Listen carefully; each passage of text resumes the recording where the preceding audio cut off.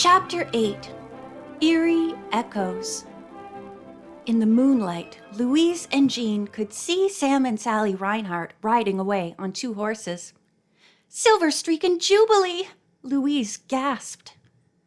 Mr. Strong had given chase after the couple and was firing into the air, apparently hoping to discourage their escape. "We'd better not try it, Sam," the Danas heard Sally Reinhardt call out to her husband. "Go on," he ordered angrily. "But I don't want to be shot," she wailed. In desperation, Sam leaped from his horse and mounted Jubilee behind his wife. He slapped the mare hard on the rump, and she galloped off. Mr. Strong continued running until he reached Silver Streak, who had slowed to a walk. The rancher started to mount, then changed his mind. He waited until the girls caught up to him. "Aren't you going after them?" Jean asked, surprised. "They're thieves!" Mr. Strong explained that he did not want to leave the Danas alone. "After what has happened, I'm afraid it isn't very safe around here. Something queer is going on." "But I hate to lose Jubilee," Jean said sorrowfully. Louise looked intently at Mr. Strong. "You suspected that couple all along, didn't you? Why?" "Because their story was too thin," the rancher answered.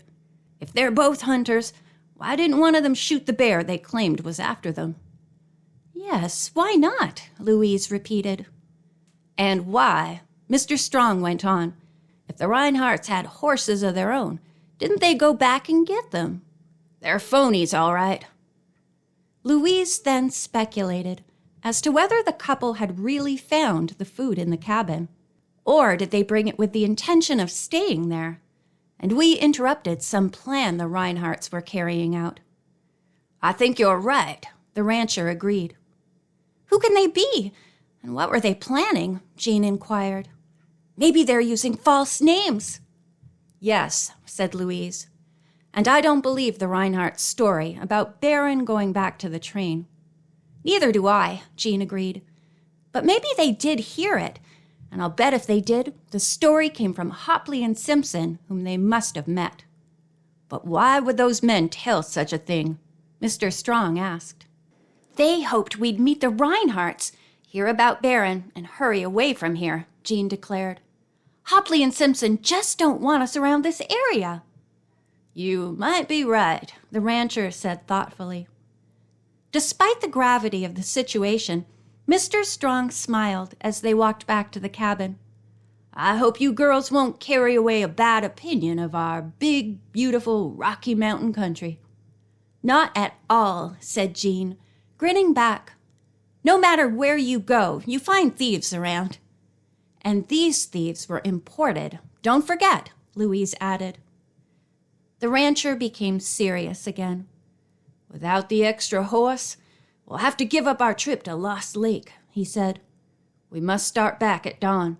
Anyway, I want to report to the sheriff everything that has happened." "And I want to check the Reinhardt's version of the dog story," said Jean. The two girls dozed fitfully for the next few hours, but Mr. Strong remained on guard. Nothing unusual occurred.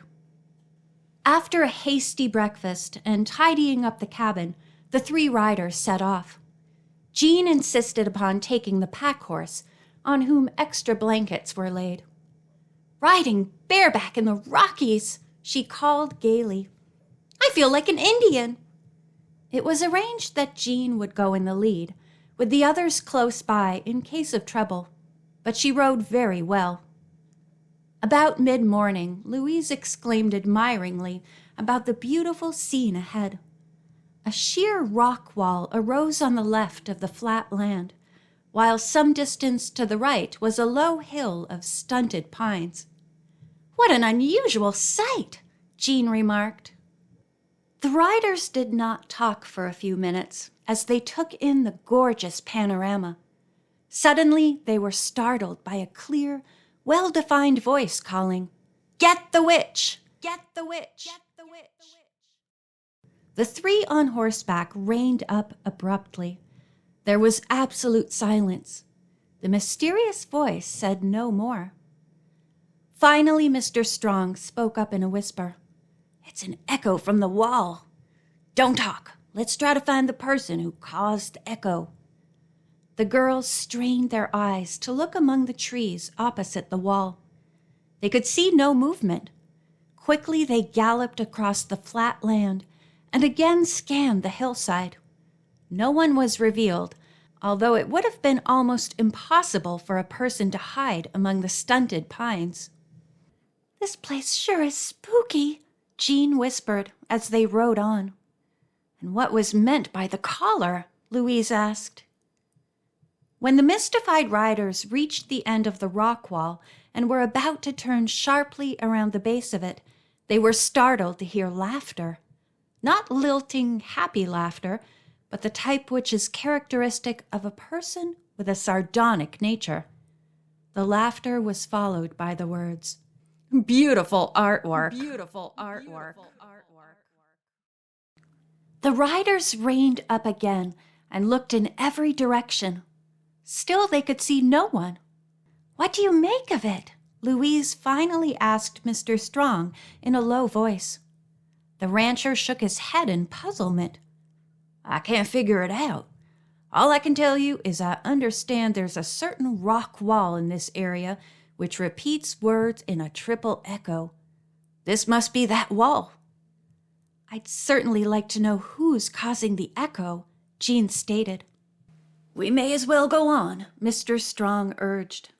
"This incident will just be one more circumstance to report to the sheriff." The Danas would have liked to search the area more thoroughly, but they followed their host's advice and went on. Nevertheless, the trio continued to discuss the weird words they had heard. "What in the world could they mean?" Jean asked. "They just don't seem to make sense." "It's my guess," said Mr. Strong, "that the person saying those things was pulling a stunt or is plain loco." "That may be part of the mystery of Lost Lake," Louise suggested. "Could be," the rancher agreed. "Well, I suppose one of these days the whole thing will be solved." As soon as they reached the ranch, the girls asked Aunt Harriet if any message had come about Barron. The answer was no. Mr. Strong then telephoned the sheriff about having seen Hopley and Simpson, the Reinhardts, and the stolen horse, Jubilee. "By the way, Sheriff," he added, "would you mind contacting the railroad station at Green River and finding out whether the valuable German shepherd dog that ran away from the wreck returned and went aboard?" Louise and Jean had heard the question and now stood nearby, awaiting the answer. As they all listened, the sheriff's voice came loud and clear. "That story about a German shepherd dog was not true. None ever came to the train." End of Chapter 8.